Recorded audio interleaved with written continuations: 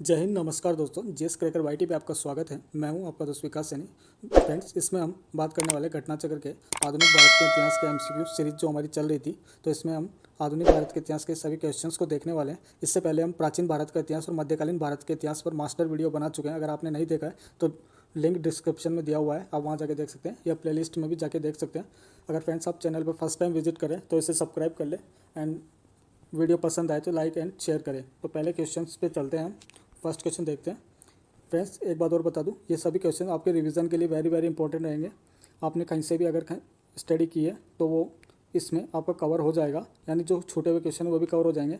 ये एसएससी के विभिन्न एग्जाम्स के क्वेश्चंस हैं, तो ये previous year question very very important रहने वाले हैं आपके सभी एग्जाम के लिए, चाहे वो रेलवे, एसएससी या कोई भी स्टेट पीसीएस का या अदर कोई भी एग्जाम हो, तो सभी के लिए ये वेरी वेरी इंपॉर्टेंट रहेंगे। तो चलिए शुरू करते हैं। पहला है, बक्सर का युद्ध कब हुआ था? तो 1764 में बक्सर का युद्ध हुआ था। नेक्स्ट क्वेश्चन है, प्लासी का युद्ध कब हुआ था? तो प्लासी का युद्ध हुआ था 1757 में। हल्दी घाटी का युद्ध कब हुआ था? तो 1576 में हुआ था हल्दी घाटी का युद्ध। नेक्स्ट क्वेश्चन देखते हैं, किसने सर्वप्रथम भारत के साथ व्यापार संबंध स्थापित किए थे? तो वह कौन से यूरोपियन कंपनी थी जिसने भारत में के साथ व्यापार संबंधों को स्थापित किया था? तो वह थे पुर्तगाली। नेक्स्ट क्वेश्चन है, 1498 में ईस्वी में पुर्तगाली अन्वेषक ने यूरोप से भारत के लिए एक समुद्री मार्ग की खोज की थी। तो किसने की थी? वास्को डी गामा ने। वास्को डी गामा आशा अंतरिप यानी कैप ऑफ गुड होप होते हुए भारत में कालीकट बंदरगाह पर सर्वप्रथम उतरा था, और कालीकट के जो उस समय के तत्कालिक राजा थे जामोरिन ने इनका स्वागत किया था। नेक्स्ट क्वेश्चन देखते हैं, भारत की तरफ आने वाले समुद्री मार्ग की खोज किसने की? तो वास्को डी गामा ने की थी। नेक्स्ट क्वेश्चन देखते हैं, वाड़ीवास के युद्ध में इंग्लिश सेना ने किसको हराया था? तो वाड़ीवास का युद्ध हुआ था उसमें फ्रांसीसियों को हराया था इंग्लिश सेना ने, यानी अंग्रेजों ने। नेक्स्ट क्वेश्चन है, फ्रेंच ईस्ट इंडिया कंपनी ने पौंडीचेरी किन से प्राप्त किया था? यानी वो कौन सा राजा था भारत का जिससे फ्रेंच ईस्ट इंडिया कंपनी ने पौंडीचेरी को प्राप्त किया था? तो बीजापुर के सुल्तान से। तो बीजापुर के सुल्तान से पौंडीचेरी प्राप्त किया था।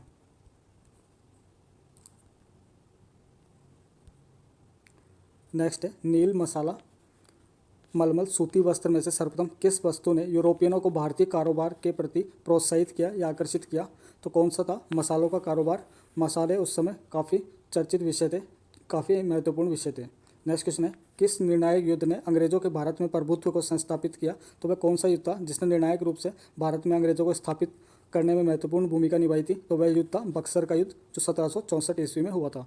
नेक्स्ट क्वेश्चन है, किसने बक्सर की लड़ाई में अंग्रेजी सेना का नेतृत्व किया? यानी बक्सर का जो युद्ध हुआ था 1764 में, तो अंग्रेजी सेना का नेतृत्व किसने किया था? तो हेक्टर मुनरो ने। हेक्टर मुनरो ने अंग्रेजी सेना का नेतृत्व किया था। नेक्स्ट क्वेश्चन देखते हैं, किस वर्ष इंग्लिश ईस्ट इंडिया कंपनी थी, यानी अंग्रेजी ईस्ट इंडिया कंपनी थी, ने भारत में पहली बार उपस्थिति दर्ज की? हालांकि वह 1600 में आ गए थे, बट उनकी जो पहली कारखाना था वो 1608 ईस्वी में स्थापित हुआ था। नेक्स्ट क्वेश्चन है, अपने शासन के दौरान अंग्रेज जो थे किसानों को पंजाब में कौन सी फसल उगाने के लिए मजबूर करते थे? तो गेहूं की फसल उगाने के लिए वे किसानों को मजबूर करते थे। नेक्स्ट क्वेश्चन है, फ्रांसीसियों ने सूरत में अपना पहला कारखाना और डैश में दूसरा कारखाना स्थापित किया? तो पहला कारखाना तो सूरत में स्थापित किया था, और दूसरा कारखाना कहाँ स्थापित किया था? मसूलीपट्टनम में। नेक्स्ट क्वेश्चन है, श्रीलंका में डच और पुर्तगाली उपनिवेशवादियों के वंशजों को क्या कहा जाता है? वेरी वेरी इंपॉर्टेंट क्वेश्चन है कि जो श्रीलंका में डच और पुर्तगाली उपनिवेशवादी थे उनके वंशजों को क्या कहा जाता है? तो बुर्गेर उनके वंशजों को कहा जाता है। नेक्स्ट क्वेश्चन देखते हैं, पुर्तगाली नेता ने ब्लू वाटर पॉलिसी शुरू की, तो वह कौन सा पुर्तगाली नेता था या गवर्नर था जिसने ब्लू वाटर पॉलिसी को स्टार्ट किया था? तो वह था Francis de Almeida. Francis de Almeida.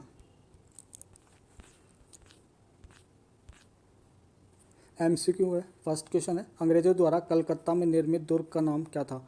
तो अंग्रेजों ने जो कलकत्ता में दुर्ग बनाया था उसका नाम था फोर्ट विलियम। तो सी ऑप्शन सही हो जाएगा। अंग्रेजों द्वारा कलकत्ता में निर्मित दुर्ग का नाम था फोर्ट विलियम। व्याख्या देख लेते हैं। ये बर्दवान जिले में था, और वहाँ के जो जमींदार था शोभा सिंह, उसने बगावत कर दी थी, जिस कारण अंग्रेजों को 1696 में नई कोठी की किलेबंदी की अनुमति वहाँ के राजा से मिल गई थी। और बंगाल के सूबेदार अजीम उस शाह ने 1698 में अंग्रेजों को सूतानाती की कालीकता, यानी जो आज का वर्तमान कलकत्ता है, और गोविंदपुरा नामक 3 गाँवों की जमींदारी प्रदान कर दी थी, जिसके बदले में उन्हें इन गाँवों के मालिकों को कितना रुपये देना पड़ता था? 1200 रुपये वार्षिक रूप से देना पड़ता था। और उस समय सर चार्ल्स आयर इसका प्रेसिडेंट था। इसका प्रेसिडेंट कौन था? जो वहाँ का जो फोर्ट विलियम था उसका प्रेसिडेंट था sir Charles Eyre. Next question देखते हैं। नेक्स्ट है, भारत में कौन सा भारत आने वाला यानी निम्न में से कौन सा भारत आने वाला पहला अंग्रेजी जहाज था? तो पहला अंग्रेजी जहाज कौन सा था ऑप्शंस के अकॉर्डिंग? तो रेड ड्रैगन था। हालांकि जो जहाज था, पहला जहाज जो आया था उसका नाम हेक्टर था, लेकिन ऑप्शन में हेक्टर नहीं दिया है, तो हेक्टर के बाद जो आया था वो था रेड ड्रैगन, तो इसलिए सी ऑप्शन सही हो जाएगा। व्याख्या देख लेते हैं। कैप्टन हॉकिंस के नेतृत्व में हेक्टर नामक पहला अंग्रेजी जहाज 1608 ईस्वी में सूरत के बंदरगाह पर आकर रुका तथा हॉकिंस ही वह प्रथम अंग्रेज व्यक्ति था जिसने समुद्री मार्ग से भारत की भूमि पर कदम रखा। तो नेक्स्ट क्वेश्चन देखते हैं। नेक्स्ट क्वेश्चन है, भारत में डच का सबसे प्रारंभिक उपनिवेश कहाँ था? तो डचों का सबसे प्रारंभिक उपनिवेश कहाँ था? तो वह था मसूलीपट्टनम में, तो इसका ऑप्शन ए सही हो जाएगा। व्याख्या देख लेते हैं। भारत में डचों का सर्वाधिक प्रारंभिक उपनिवेश था वह था मसूलीपट्टनम, जिसे 1605 में स्थापित किया था। भारत में डचों की अन्य कोठियाँ भी थी, जैसे पुलिकट में थी जिसे 1610 में स्थापित किया गया, और सूरत में 1616 में स्थापित किया गया। इसके अलावा विमलीपट्टनम, चिनसुरा, कासिम बाजार, पटना में और बालासोरा आदि में भी इन्होंने अपनी बस्तियों को स्थापित किया था। 1651 में मुगलों द्वारा बंगाल में किस स्थान पर ईस्ट इंडिया कंपनी को व्यापार करने और फैक्ट्री बनाने की अनुमति दी गई थी? तो कहाँ पर दी गई थी? कासिम बाजार में। फिर से क्वेश्चन पढ़ लेते हैं। 1651 में मुगलों द्वारा बंगाल में किस स्थान पर ईस्ट इंडिया कंपनी को व्यापार करने और फैक्ट्री बनाने की अनुमति दी गई थी? तो कासिम बाजार में दी गई थी।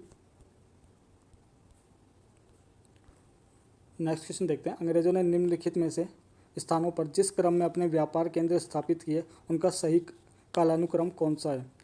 यानी जो अंग्रेज थे उन्होंने कहाँ पर सबसे पहले अपने व्यापार केंद्र को स्थापित किया था? तो कहाँ पर किया था? पहले सूरत में किया था, उसके बाद मद्रास में और बम्बई में, उसके बाद में एंड लास्ट में किया था कलकत्ता में। तो ऑप्शन सी इसका सही हो जाएगा। सर्वप्रथम सूरत में, फिर मद्रास, बम्बई और कलकत्ता में। देख लेते हैं। सूरत में किया था 1613 में, इसके बाद मद्रास में उन्होंने 1639 ईस्वी में स्थापित किया था, एंड उसके बाद बम्बई में 1687 में, एंड कलकत्ता में किया था 1698 में।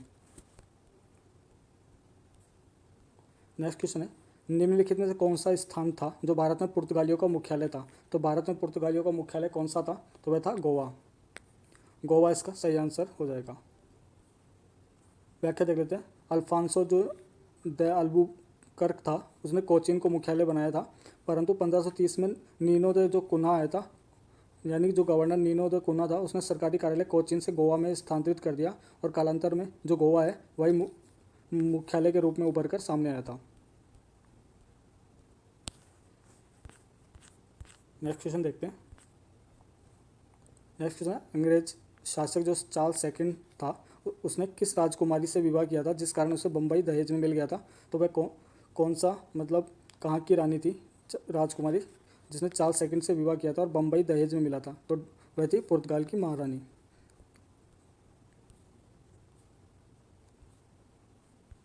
नेक्स्ट क्वेश्चन है, भारत के लिए समुद्री मार्ग की खोज का श्रेय जाता है? तो समुद्री मार्ग की खोज का श्रेय किन्हें जाता है? पुर्तगालियों को जाता है। 1498 में जो अपना वास्को डी गामा आया था। एंड नेक्स्ट क्वेश्चन है, पुर्तगाली यात्री वास्को डी गामा का कालीकट आने पर भव्य स्वागत करने वाला भारतीय राजा का नाम बताइए। तो वह भारतीय राजा कौन था? तो हम बात कर चुके, जमोरिन था। नेक्स्ट क्वेश्चन है, केप ऑफ गुड होप यानी आशा अंतरिक्ष जो है कि रास्ते भारत तक के समुद्री रास्ते की खोज किसने की? तो किसने की थी? वास्को डी गामा ने 1498 ईस्वी में।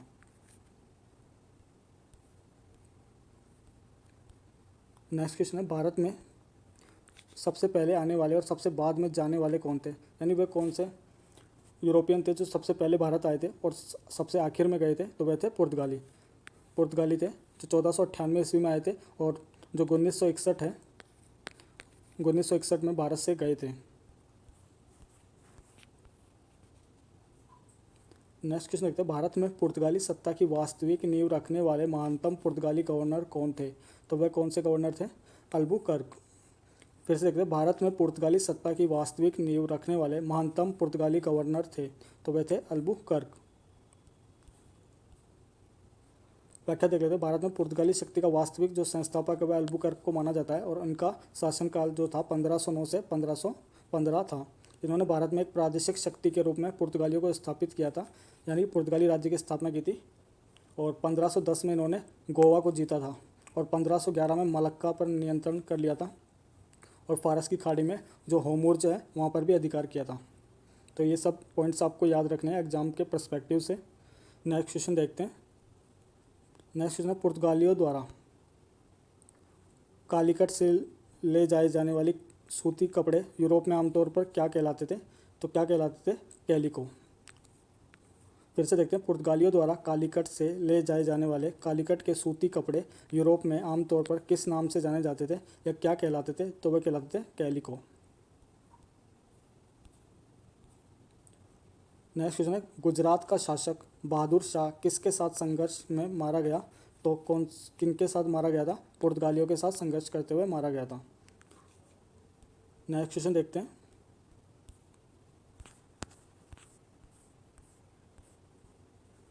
नेक्स्ट क्वेश्चन है, अपने शासन के दौरान अंग्रेज किसानों को आमतौर पर कौन सी फसल उगाने के लिए मजबूर करते थे? तो चाय को उगाने के लिए मजबूर करते थे। कहाँ पर? असम में।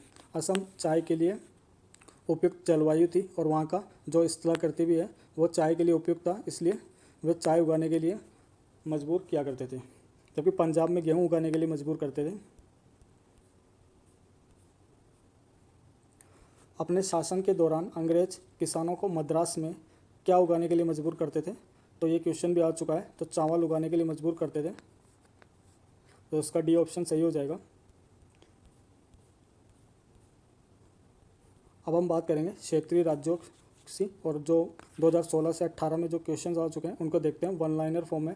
पहला क्वेश्चन है, प्लासी की जंग के बाद सिराजुद्दौला को मार दिया गया और किसको नवाब बनाया गया था? तो किसको नवाब बनाया गया था? अंग्रेजों द्वारा मीर जाफर को।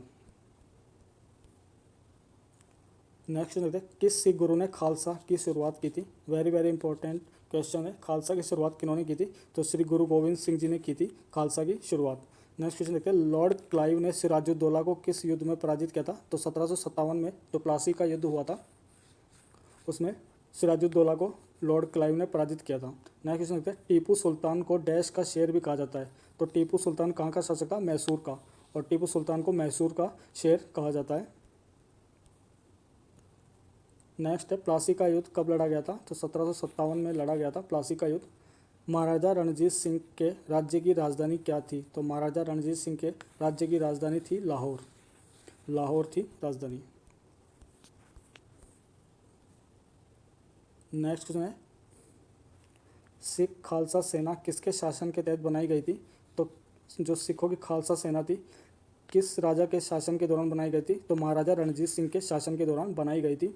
नेक्स्ट क्वेश्चन है, सिखों के 10वें गुरु श्री गुरु गोविंद सिंह जी के पुत्र थे, यानी गुरु गोविंद सिंह जी किसके पुत्र थे? तो गुरु तेग बहादुर के पुत्र थे। सिखों के 10वें गुरु गुरु गोविंद सिंह जी किसके पुत्र थे? तो गुरु तेग बहादुर के। नेक्स्ट क्वेश्चन देखते हैं, गुरु अर्जुन देव सिखों के कौन से गुरु थे? तो अर्जुन देव कौन से गुरु थे? 5वें नंबर के गुरु थे। सिखों के 10वें और अंतिम गुरु गुरु गोविंद सिंह की जन्म स्थली कौन सी है? तो पटना साहिब, आधुनिक पटना में इनका जन्म हुआ था। नेक्स्ट क्वेश्चन है, गुरु गोविंद सिंह की समाधि कहाँ पर है? तो नांदेड़ में इनकी समाधि है, नांदेड़। फिर से देखते हैं, गुरु गोविंद सिंह की समाधि कहाँ है? नांदेड़ में। नेक्स्ट देखते हैं, गुजरात राज्य में पहली बार जजिया कर लागू करने वाला शासक कौन था?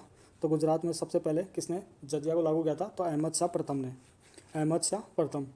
लॉर्ड मिंटो ने अमृतसर की संधि जो 1809 में हुई थी से ठीक पहले शांति स्थापित करने के लिए रणजीत सिंह के पास किसे भेजा था? तो चार्ल्स मैटकॉफ को भेजा था, चार्ल्स मैटकॉफ को। नेक्स्ट है, टीपू सुल्तान को ब्रिटिश सेना ने डैश आंग्ल मैसूर युद्ध में पराजित किया था? तो टीपू सुल्तान को कौन से युद्ध में अंग्रेजी सेना ने पराजित किया था? तो तीसरे आंग्ल मैसूर युद्ध में पराजित किया था। नेक्स्ट है, हम्पी किस राज्य की राजधानी थी? तो हम्पी किसकी राजधानी थी? कर्नाटक राज्य की। टीपू सुल्तान का पिता कौन था? तो टीपू सुल्तान का पिता था हैदर अली। नेक्स्ट क्वेश्चन देखते हैं, ईस्ट इंडिया कंपनी ने मैसूर के विरुद्ध कितने युद्ध लड़े थे? तो टोटल 4 युद्ध लड़े थे, जिसे प्रथम आंग्ल मैसूर युद्ध, द्वितीय आंग्ल मैसूर युद्ध, तृतीय और चतुर्थ आंग्ल मैसूर युद्ध के नाम से जाना जाता है। नेक्स्ट क्वेश्चन है, मैसूर के विरुद्ध किस युद्ध में ईस्ट इंडिया कंपनी ने आखिरकार विजय प्राप्त की थी? तो चतुर्थ आंग्ल मैसूर युद्ध जो 1799 में हुआ था, उसमें निर्णायक रूप से मैसूर के विरुद्ध ईस्ट इंडिया कंपनी विजय प्राप्त की थी। नेक्स्ट क्वेश्चन है, सिख गुरु हरकिशन के उत्तराधिकारी थे, तो हरकिशन जी के कौन थे उत्तराधिकारी? गुरु तेग बहादुर। जो गुरु तेग बहादुर थे ये हरकिशन जी के उत्तराधिकारी थे। नेक्स्ट क्वेश्चन है, बंगाल के किस शासक ने उड़ीसा का एक भाग मराठों को दे दिया था? तो अलीवर्दी खान ने। नेक्स्ट क्वेश्चन है, वर्ष 1905 से पहले ब्रिटिश भारत का सबसे बड़ा प्रांत कौन सा था? तो 1905 में जब बंगाल का विभाजन हुआ, यानी बंगाल था, बंगाल का विभाजन जब हुआ था तो उससे उड़ीसा को अलग कर दिया गया और बिहार को अलग कर दिया गया था, लेकिन 1905 से पहले बंगाल ही सबसे बड़ा प्रांत हुआ करता था। नेक्स्ट क्वेश्चन देखते हैं, ब्रिटिश को राजनीतिक शक्ति किससे प्राप्त हुई थी? तो राजनीतिक शक्ति जब ब्रिटिश को प्राप्त हुई थी तो वो कौन सा युद्ध था? प्लासी का युद्ध, 1757 का प्लासी का युद्ध। नेक्स्ट क्वेश्चन देखते हैं, किस सिख गुरु ने अमृतसर की आधारशिला रखी थी? तो अमृतसर शहर की आधारशिला कौन से सिख गुरु ने रखी थी? गुरु रामदास ने। गुरु रामदास ने।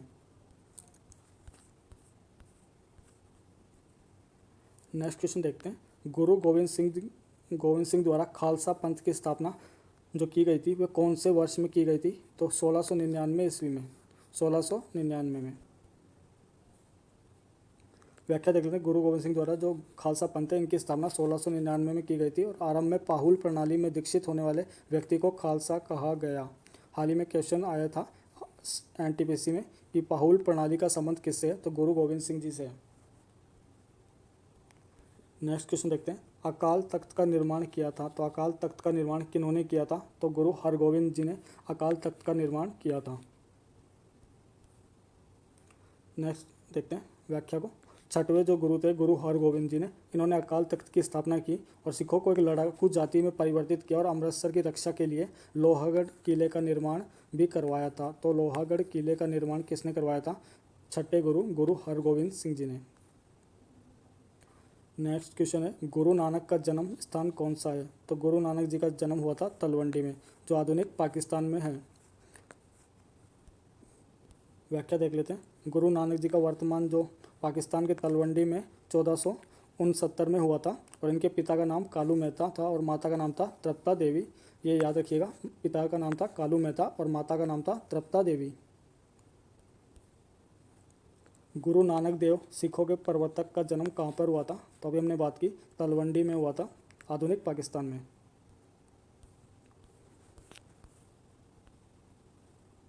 नेक्स्ट क्वेश्चन है, गुरु नानक का उत्तराधिकारी कौन था? तो गुरु नानक जी का उत्तराधिकारी कौन था? तो इनका उत्तराधिकारी कौन हुआ था? तो गुरु अंगद हुए थे इनके उत्तराधिकारी। गुरु नानक जी के उत्तराधिकारी थे गुरु अंगद, जिनका काल था 1539 से 1552। नेक्स्ट क्वेश्चन देखते हैं, किस सिख गुरु ने स्वयं को सच्चा बादशाह कहा था? तो कौन से सिख गुरु थे जिन्होंने अपने आप को सच्चा बादशाह कहा था? तो गुरु अर्जुन देव ने। गुरु अर्जुन देव, इनके बारे में देख लेते हैं। तो गुरु अर्जुन देव ने स्वयं को सच्चा बादशाह कहा था और इन्होंने 1604 में आदि ग्रंथ की रचना की। तो आदि ग्रंथ की रचना भी इन्होंने की थी एंड खुसरो को समर्थन देने के कारण जहांगीर ने इनको 1606 में मृत्युदंड दे दिया था। खुसरो जो बाद में किस नाम से प्रसिद्ध हुआ था? शाहजहाँ के नाम से। नेक्स्ट क्वेश्चन देखते हैं, सिखों का अंतिम गुरु निम्न में से कौन था? तो सिखों के अंतिम और 10वें गुरु कौन थे? गुरु गोविंद सिंह जी थे। तो सी ऑप्शन सही हो जाएगा इसका। नेक्स्ट देखते हैं, रणजीत सिंह की राजनीतिक राजधानी लाहौर थी।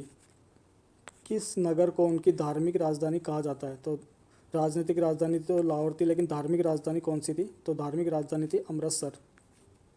ऑप्शन ए इसका सही हो जाएगा, अमृतसर थी। व्याख्या देखते हैं, रणजीत सिंह की राजधानी जो थी राजनीतिक वह थी लाहौर, जबकि धार्मिक राजधानी अमृतसर थी और इनका शासनकाल 1797 से 1839 तक था।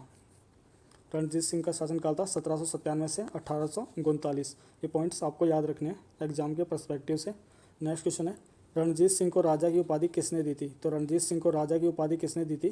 तो जमान शाह ने। तो सी ऑप्शन सही हो जाएगा, रणजीत सिंह को राजा की उपाधि जमान शाह ने दी थी।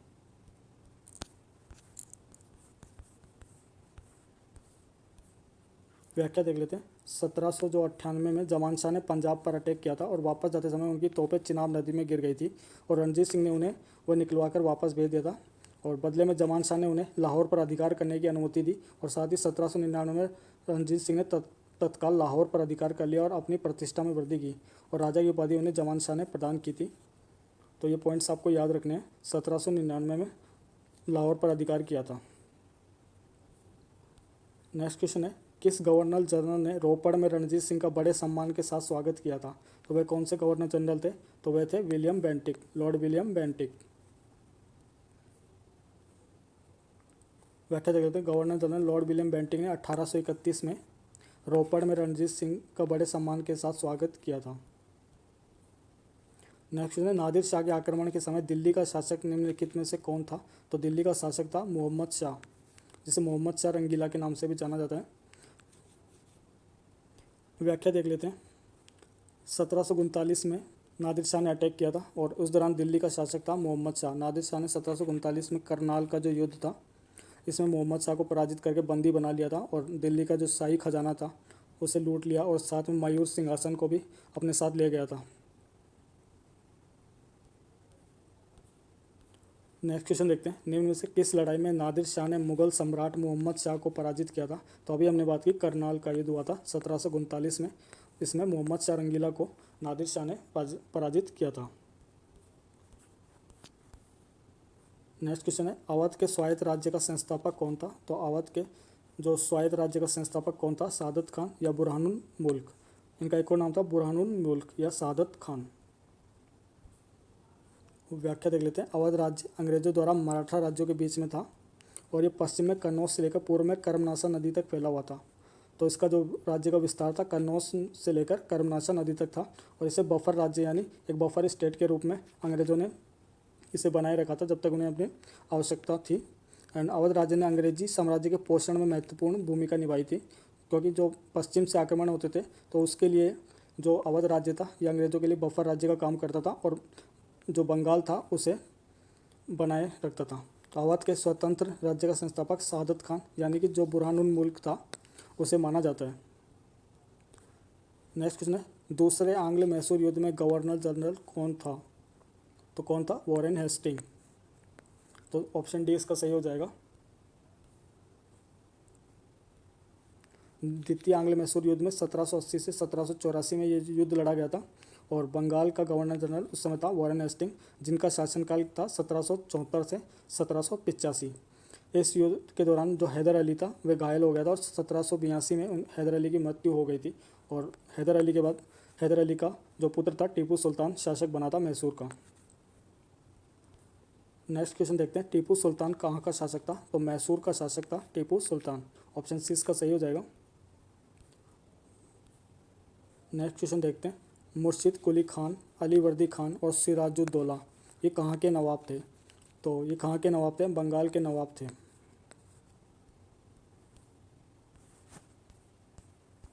नेक्स्ट क्वेश्चन देखते हैं, तथाकथित कालकोठरी दुर्घटना किस बात का उल्लेख करती है? तो पहला ऑप्शन है अंग्रेज कैदियों के सिर को काले नकाब से ढकना। सेकंड है 123 अंग्रेजों की एक छोटे से कमरे में तथाकथित कैद जिसके परिणामस्वरूप अधिकांश की मृत्यु हो गई थी।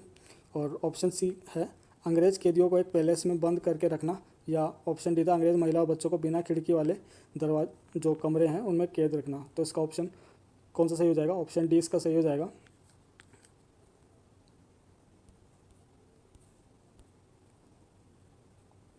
व्याख्या देख लेते हैं। कालकोठरी ब्लैक होल त्रासदी बंगाल में 20 जून 1756 में घटित हुई थी और इसमें 123 अंग्रेजों को एक छोटे से कमरे में कैद किया गया था जिसके परिणामस्वरूप उनमें अधिकांश की मृत्यु हो गई थी।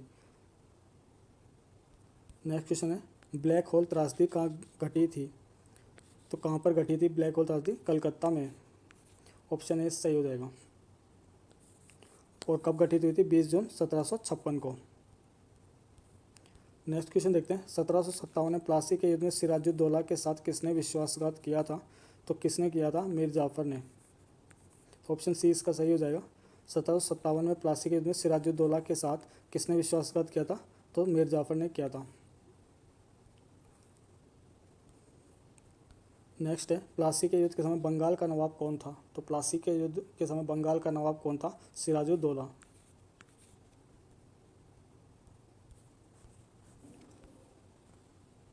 नेक्स्ट देखते हैं, प्लासी की लड़ाई किसके बीच लड़ी गई थी? तो प्लासी की लड़ाई किसके बीच हुई थी? सिराजुद्दौला और रॉबर्ट क्लाइव के मध्य। तो सी ऑप्शन सही हो जाएगा इसका।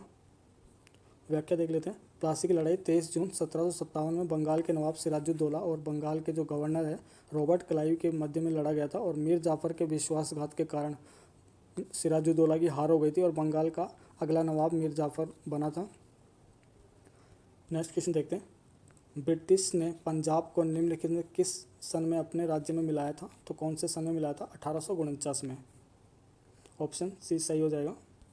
व्याख्या को देख लेते हैं। लॉर्ड डलहौजी ने गुजरात के बाद में 1849 में पंजाब का ब्रिटिश साम्राज्य में विलय कर लिया था, और 1849 में पंजाब की प्रशासनिक व्यवस्था 3 सदस्यों की एक कमेटी को सौंपी गई थी, जिसमें हेनरी लॉरेंस को प्रशासनिक व्यवस्था और जॉन लॉरेंस को भू राजस्व व्यवस्था दिया गया, और चार्ल्स मैसन को न्याय विभाग का अध्यक्ष बनाया गया था।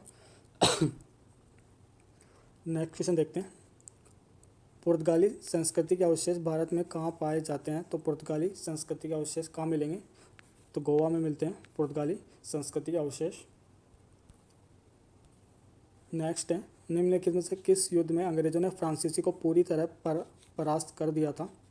तो वह कौन सा युद्ध था? तो वॉडी वॉश का जो युद्ध हुआ था उसमें अंग्रेजों ने फ्रांसीसियों को पूर्ण रूप से पराजित कर दिया था, वॉडी वॉश के युद्ध में। व्याख्या देख लेते हैं। वॉडी वॉश का युद्ध 1760 में हुआ था अंग्रेजों और फ्रांसीसियों के मध्य में, और जिसमें फ्रांसीसी पराजित हो गए थे। और कर्नाटक का तीसरा युद्ध अंग्रेजों और फ्रांसीसियों के मध्य भारत में रहने एवं शासन करने के लिए एक निर्णायक रहा था, जिसमें फ्रांसीसियों को भारत का पत्ता भारत से कट गया था, यानी भारत से भाग्य का पत्ता उनका कट गया था और अंग्रेजी शासन का सूर्योदय हुआ था।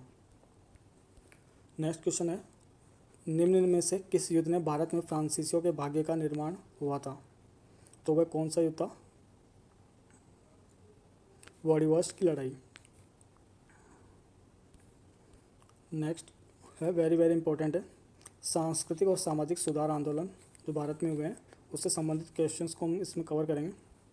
तो पहला क्वेश्चन है, 1828 में स्थापित ब्रह्म समाज के संस्थापक कौन थे? तो राजा राम मोहन राय ने की थी ब्रह्म समाज की स्थापना 1828 में।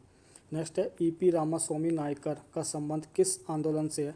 तो ईपी रामास्वामी नायकर का संबंध है आत्मसम्मान आंदोलन से, या जिसे सेल्फ रेस्पेक्ट मूवमेंट के नाम से भी जाना जाता है। नेक्स्ट क्वेश्चन है, विवेकानंद ने किस वर्ष में विश्व धर्म संसद में भाग लिया था? तो 1893 में शिकागो शहर में विश्व धर्म संसद में भाग लिया था।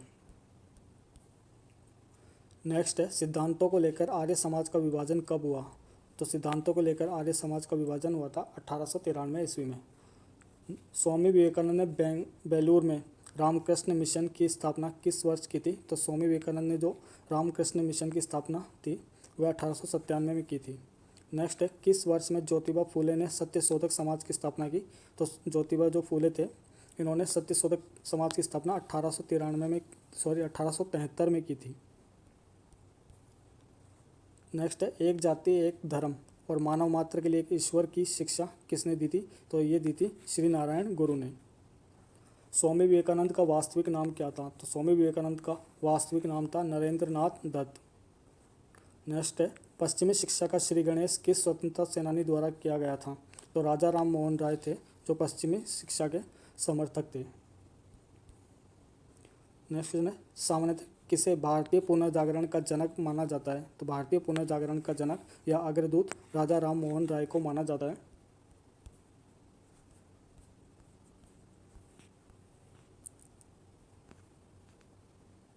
नेक्स्ट क्वेश्चन देखते हैं, आर्य समाज के संस्थापक कौन थे? तो आर्य समाज के संस्थापक थे स्वामी दयानंद सरस्वती। भारत की थियोसॉफिकल सोसाइटी के संस्थापक कौन थे? तो थियोसॉफिकल सोसाइटी की जो स्थापना थी वो की थी मैडम ब्लावेटस्की और इसके साथ ही कर्नल अल्कोट ने। देख लेते हैं, तो थियोसॉफिकल सोसाइटी की स्थापना एक रूसी महिला जो मैडम HP ब्लावेटस्की और अमेरिकी अधिकारी कर्नल अल्कोट और विलियम कॉन्स जज द्वारा और अन्य द्वारा 1875 में न्यूयॉर्क में की गई थी। बाद में इसका मुख्यालय कहाँ पर स्थापित कर दिया गया? मद्रास के अडयार में इसका मुख्यालय स्थापित कर दिया गया था। नेक्स्ट देखते हैं, कलकत्ता में थियो जो एशियोटिक सोसाइटी की स्थापना किसके द्वारा की गई थी? तो एशियोटिक सोसाइटी की स्थापना सर विलियम जोन्स के द्वारा की गई थी। नेक्स्ट क्वेश्चन है 1870 में भारतीय सुधार संघ के संस्थापक कौन थे? तो भारतीय सुधार संघ की स्थापना किसने की थी? केशव चंद्र सेन ने। राजा राम मोहन राय, पंडित ईश्वर चंद्र विद्यासागर, ज्योतिबा फूले और भारतेंदु हरिश्चंद्र में से कौन भारत में सामाजिक और धार्मिक सुधार में सक्रियता से नहीं जुड़े हुए थे? तो कौन थे वे? भारतेंदु हरिश्चंद्र नहीं जुड़े हुए थे। नेक्स्ट है शारदा अधिनियम का संबंध किससे है? तो बाल विवाह से। शारदा एक्ट जो था 1930 का, उसका संबंध किससे है? बाल विवाह से। वहाबी आंदोलन का मुख्य उद्देश्य क्या था? जो वहाबी आंदोलन था उसका मुख्य उद्देश्य क्या था? इस्लाम को परिशुद्ध करना। इस्लाम को परिशुद्ध करना। नेक्स्ट है अलीगढ़ में स्थित जामिया मिलिया इस्लामिया विश्वविद्यालय के प्रथम कुलपति कौन थे? वेरी वेरी इंपॉर्टेंट क्वेश्चन है। तो अलीगढ़ में स्थित जामिया मिलिया इस्लामिया विश्वविद्यालय के प्रथम कुलपति थे हकीम अजमल खान। कौन थे? हकीम अजमल खान। एमसीक्यू आ गए। फर्स्ट क्वेश्चन है स्वामी दयानंद सरस्वती ने आर्य समाज की स्थापना 1875 में कहाँ पर की थी? तो 1875 में स्वामी दयानंद सरस्वती ने आर्य समाज की स्थापना कहाँ की थी? बम्बई में। देख लेते हैं व्याख्या को। 1875 में बम्बई में की थी एंड 1877 में इनका मुख्यालय लाहौर में बनाया गया था, यानी लाहौर में इसका मुख्यालय को स्थानांतरित कर दिया था बम्बई से लाहौर। टोटल 10 सिद्धांत थे और इनकी प्रसिद्ध पुस्तक है सत्यार्थ प्रकाश, और ये हिंदी में है, ये भी याद रखिएगा। ये जो पुस्तक है सत्यार्थ प्रकाश, ये हिंदी में लिखी गई है। और दयानंद सरस्वती के धार्मिक सुधार के जो प्रयास थे, जिस कारण इन्हें क्या कहा जाता है? भारत का मार्टिन लूथर कहा जाता है। तो भारत का मार्टिन लूथर किसे कहा जाता है? स्वामी दयानंद सरस्वती को। याद रखिएगा, एग्जाम की दृष्टि से वेरी वेरी इंपॉर्टेंट है।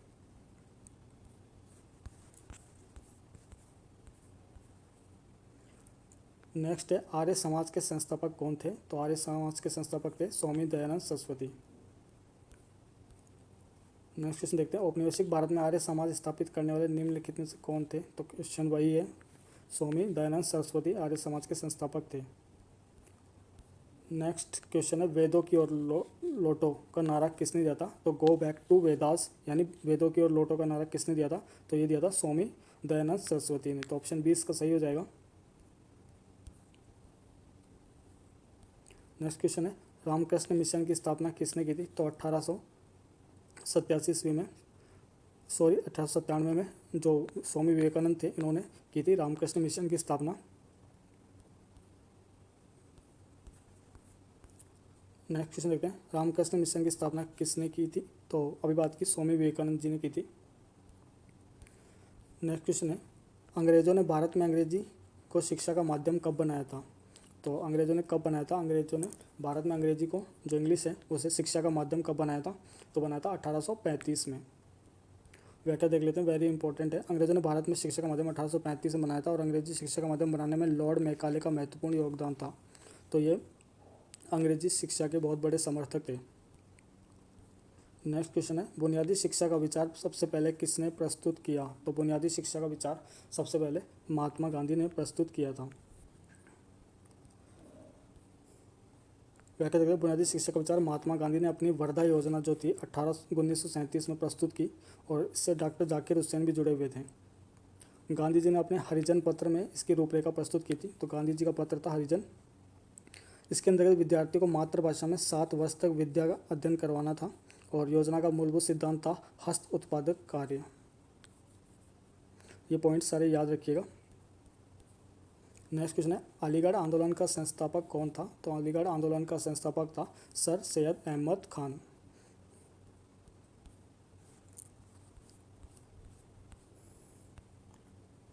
व्याख्या देख लेते हैं। अलीगढ़ आंदोलन के संस्थापक थे सर सैयद अहमद खान और सैयद खान ने 1875 में अलीगढ़ में एक एंग्लो मुस्लिम स्कूल या मोमडन एंग्लो ओरिएंटल स्कूल की स्थापना की, जिसे आज अलीगढ़ विश्वविद्यालय के नाम से जानते हैं, अलीगढ़ मुस्लिम विश्वविद्यालय के नाम से। नेक्स्ट क्वेश्चन है अलीगढ़ में मोमडन एंग्लो ओरिएंटल कॉलेज की स्थापना किसने की थी? तो किसने की थी? सर सैयद अहमद खान ने। तो ऑप्शन डी इसका सही हो जाएगा। नेक्स्ट है नए भारत का पैगंबर किसे कहा जाता है? तो नए भारत का पैगंबर किसे कहा जाता है? तो राजा राम मोहन राय को नए भारत का पैगंबर या पुनः जागरण का अग्रदूत या पिता भी कहा जाता है। व्याख्या देख लेते हैं। तो राजा मोहन राय को भारतीय पुनः जागरण का पिता, भारतीय राष्ट्रवाद एवं नए भारत का पैगंबर कहा जाता है। इसके साथ इन्हें नव प्रभात का तारा और नव जागरण का अग्रदूत भी कहा जाता है। सारे पॉइंट्स याद रखिएगा। निम्नलिखित में किसे भारतीय पुनर्जागरण का जनक माना जाता है? तो अभी हमने बात की राजा राम मोहन राय को। अगला क्वेश्चन है, ब्रह्म समाज के संस्थापक कौन थे? तो ब्रह्म समाज की स्थापना 1828 में किसने की थी? राजा राम मोहन राय ने। नेक्स्ट क्वेश्चन है, तो कौन सी संस्था है जिसके संस्थापक राजा राम मोहन राय थे? तो वह कौन सी संस्था थी जिसके संस्थापक राजा राम मोहन राय थे? तो वह था ब्रह्म समाज। नेक्स्ट क्वेश्चन है, प्रार्थना समाज का संस्थापक कौन था? तो प्रार्थना समाज की स्थापना किसने की थी? तो आत्माराम पांडुरंग ने की थी प्रार्थना समाज की स्थापना, आत्माराम पांडुरंग। तो नेक्स्ट क्वेश्चन देखते हैं, व्याख्या देख लेते हैं। 1867 में केशव चंद्र सेन की प्रेरणा से बम्बई में प्रार्थना समाज की स्थापना हुई थी। कहाँ हुई थी? बम्बई में। इसके संस्थापक में डॉक्टर आत्माराम पांडुरंग और महादेव गोविंद रानाडे थे। और इनका प्रमुख उद्देश्य क्या था प्रार्थना समाज का? जाति पाति का विरोध करना, पुरुषों स्त्रियों की विवाह की आयु में वृद्धि करवाना और विधवा विवाह और स्त्री शिक्षा आदि को प्रोत्साहित करना। नेक्स्ट क्वेश्चन देखते हैं, राजा मोहन राय ने किसके विरुद्ध एक ऐतिहासिक आंदोलन का आयोजन किया था? तो किसके विरुद्ध किया था? सती प्रथा के विरुद्ध। और इसी के तहत जो 1829 में लॉर्ड विलियम बेंटिक ने सती प्रथा निरोध कानून को पारित भी किया था। नेक्स्ट क्वेश्चन देखते हैं, एक तरफ धर्म सुधार आंदोलन दे रखे हैं और दूसरी तरफ उनके संस्थापक दे रखे हैं। तो आर्य समाज ने आर्य समाज की स्थापना किसने की थी? तो स्वामी दयानंद सरस्वती ने आर्य समाज की स्थापना की थी। ब्रह्म समाज की स्थापना राजा राम मोहन राय ने। वेद समाज की स्थापना किसने की थी? तो केशव चंद्र सेन और के श्रीधर नायडू ने। और प्रार्थना समाज की स्थापना आत्माराम पांडुरंग ने की थी। तो इस तरह इसका ऑप्शन बी सही हो जाएगा।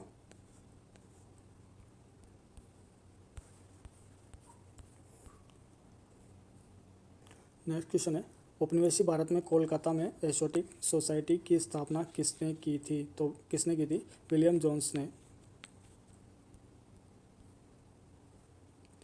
व्याख्या देख लेते हैं, 1784 में की थी द एशोटिक सोसाइटी ऑफ बंगाल की स्थापना। किन्होंने की थी? विलियम जोन्स ने। नेक्स्ट क्वेश्चन है, निम्नलिखित में वह आयोग कौन सा था जिसने सबसे पहले भारत में जो प्राथमिक और माध्यमिक शिक्षा पर ध्यान दिया था? तो वह कौन सा आयोग था जिसने भारत में सर्वप्रथम जो प्राथमिक शिक्षा और माध्यमिक शिक्षा पर सर्वाधिक जोर दिया और ध्यान दिया था? तो वह था चार्ल्स आयोग। ऑप्शन बी सही हो जाएगा, चार्ल्स आयोग। नेक्स्ट क्वेश्चन है, सर्वोदय का आशय है। तो सर्वोदय का आशय किससे? सबका उत्थान। व्याख्या देखिए, सर्वोदय का अर्थ होता है सबका उत्थान। और सर्वोदय की अवधारणा को प्रस्तुत महात्मा गांधी ने किया था जॉन रस्किन की पुस्तक अनटू दिस लास्ट से ग्रहण किया था। नेक्स्ट क्वेश्चन देखते हैं, 19वीं शताब्दी में सबसे पहले शुरू किया जाने वाला सुधार आंदोलन निम्नलिखित में से कौन सा था? तो 19वीं शताब्दी में कौन सा पहला ऐसा सुधार आंदोलन था जो सबसे पहले शुरू किया गया था? तो वह था ब्रह्म समाज, जिसे राजा राम मोहन राय ने 1828 में स्टार्ट किया था। नेक्स्ट है, सत्यशोधक सभा के संस्थापक महाराष्ट्र में कौन थे? तो किसने सत्यशोधक समाज की स्थापना की थी महाराष्ट्र में? तो महात्मा ज्योतिबा फूले ने। तो ऑप्शन डी इसका सही हो जाएगा। व्याख्या देख लेते हैं, 1873 में महात्मा ज्योतिबा फूले ने सत्यशोधक समाज की स्थापना की, जिसमें मानव अधिकार और मानव जाति के उन्मूलन पर बल दिया गया। जाति प्रथा के उन्मूलन पर बल दिया गया था और मानव अधिकारों को प्रोत्साहित करने की बात कही गई। इनकी एक पुस्तक है, वेरी वेरी इंपॉर्टेंट है, गुलामगिरी, जो 1872 में इन्होंने लिखी थी। और अपने संगठन सत्यशोधक समाज द्वारा पाखंडी और उनके अवसरवादी धर्म ग्रंथों से निम्न जाति की रक्षा के लिए आवश्यकता पर बल दिया गया था। तो पुस्तक का नाम याद रखना है, वेरी वेरी इंपॉर्टेंट है, गुलामगिरी। नेक्स्ट देखते हैं, सत्यशोधक समाज की स्थापना किसके द्वारा की गई थी? तो सत्यशोधक जो समाज है इसकी स्थापना किनके द्वारा की गई थी? तो ज्योतिबा फूले के द्वारा। नेक्स्ट क्वेश्चन देखते हैं, औपनिवेशिक भारत में भारतीय विधवाओं के लिए शारदा सदन स्कूल की स्थापना किसने की? तो शारदा सदन स्कूल की स्थापना किन्होंने की थी? तो पंडिता रमाबाई ने। तो ऑप्शन बी इसका सही हो जाएगा, पंडिता रमाबाई ने की थी शारदा स्कूल की स्थापना। व्याख्या देख लेते हैं, औपनिवेशिक भारत में भारतीय विधवाओं के लिए शारदा सदन की स्थापना या शारदा स्कूल की स्थापना 1889 में पंडिता रमाबाई ने मुंबई में की थी। तो फ्रेंड्स, ये थे हमारे इम्पोर्टेंस आधुनिक भारत के इतिहास के क्वेश्चन। आई होप आपको वीडियो पसंद आएगा।